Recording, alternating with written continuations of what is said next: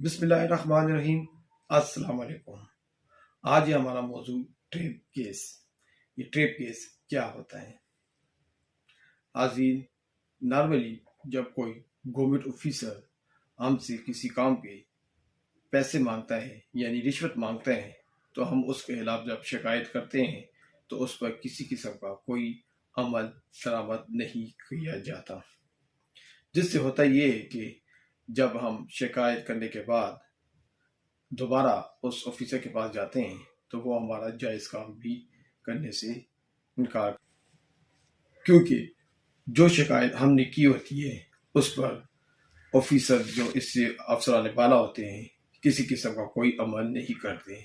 اور جسٹ یہ کہہ دیتے ہیں کہ بغیر ثبوت کے ہم کسی قسم کی کوئی کارروائی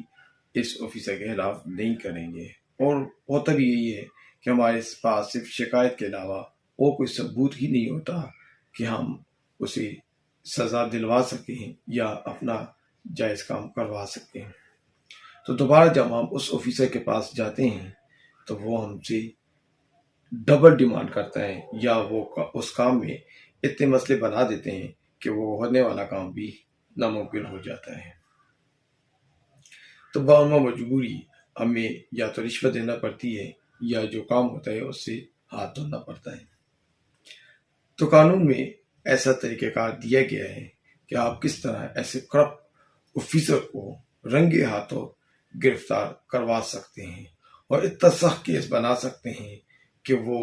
نہ صرف یہ کہ آپ کا کام ہو جائے گا بلکہ وہ اپنی نوکری سے اپنی جاب سے بھی ہاتھ دھوئے گا۔ تو قانون نے اس کے لیے ایک طریقہ کار دیا گیا ہے جسے ٹریپ کیس کہتے ہیں۔ ٹریپ کیس کیا ہوتا ہے؟ کیا جوڈیشل مجسٹریٹ کسی گورنمنٹ امپلائیز کو رشوت لیتے ہوئے گرفتار کر سکتا ہے؟ کس قانون کے تحت مجسٹریٹ خود جا کر کسی کرپٹ آفیسر کو گرفتار کرے گا؟ قانون کی کس دفعات کے تحت گورنمنٹ آفیسر کے خلاف FIR درج کرائی جا سکتی ہے؟ کیا اینٹی کرپشن لاز کے تحت ٹریپ کیس کی کارروائی عمل میں لائی جا سکتی ہے؟ ایسا کیا طریقہ اپنایا جائے کہ رشوت خور آفیسر رنگے ہاتھوں بذریعہ مجسٹریٹ گرفتار ہو جائے اور اس کی ضمانت کے چانسز بھی کم ہو؟ یاد رکھیں کہ 1947 میں گورنمنٹ آفیسرز اور آفیشلز کے لیے ایک قانون آیا جس کا نام prevention of anti corruption act 1947 ہے۔ اس کے تحت جو آفیسر رشوت مانگتے ہیں ان کے خلاف کارروائی عمل میں لائی جاتی ہے اور اینٹی کرپشن کی دفعات کے نیچے FIR درج کرائی جاتی ہے۔ اس قانون کے تحت بعد میں اسٹیبلشمنٹ رولز بنائے گئے جس پہ سیکشن 4 کی سیکنڈ پروویژن میں ٹریپ کیسز کا طریقہ کار دیا گیا، لیکن خیبر پختونخوا نے 1999 میں الگ سے رولز بنائے جس کو Khyber Pakhtunkhwa anti corruption establishment rules 1999 کہا جاتا ہے، جس کے سیکشن 4 کی سیکنڈ پروویژن میں ٹریپ کیسز کی مکمل طریقہ کار دیا گیا ہے، جس کے تحت شنائی کنندہ اینٹی کرپشن ڈپارٹمنٹ کو کسی آفیسر چاہے وہ پٹواری ہے، تحصیلدار ہے، رجسٹرار ہے، پولیس آفیسر ہے، ہر کسی بھی محکمے کا امپلائیز ہے، آفیسر ہے، وہ آپ سے کسی جائز کام کے پیسے مانگتا ہے تو آپ اس کے خلاف درخواست دیں گے کہ فلاں آفیسر نے مجھ سے اس کام کے اتنے پیسے مانگے ہیں جو کہ میں فلاں دن کو فلاں وقت پر اسے دوں گا، جس کے بعد anti corruption police district and session جج صاحب کو درخواست دے گی کہ یہ کیس ہم نے بذریعہ مجسٹریٹ کروانا ہے اور سیکشن 4 سیکنڈ پروویژن کا حوالہ دے گی، جس کے بعد ڈسٹرکٹ اینڈ سیشن جج نارملی کسی مجسٹریٹ کو اس کارروائی کے لیے اپوائنٹ کر دیتے ہیں۔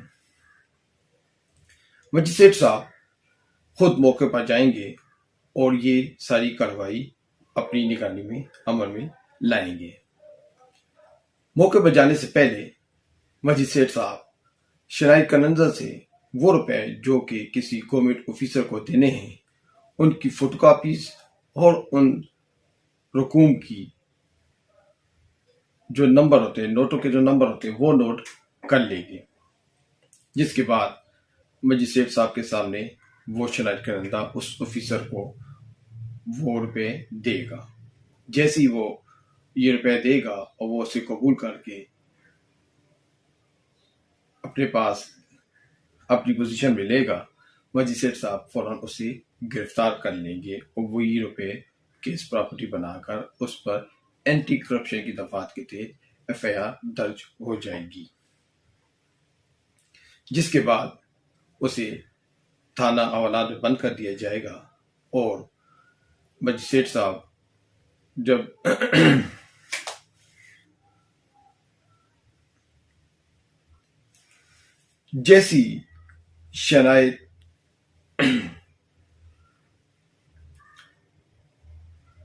جیسی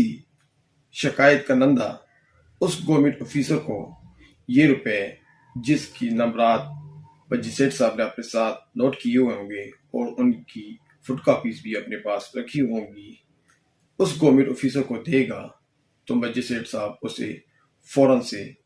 گرفتار کر لیں گے اور یہ روپے جو بطور رشوت اس گورنمنٹ آفیسر نے قبول کیے ہوں گے وہ کیس پراپرٹی بن جائے گی اور اس گورنمنٹ آفیسر کے خلاف اینٹی کرپشن دفعات کے نیچے کیس رجسٹر ہو جائے گا،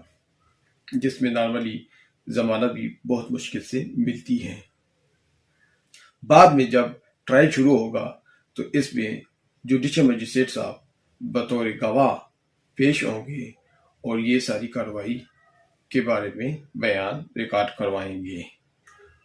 اس کے علاوہ اس گورنمنٹ آفیسر کے خلاف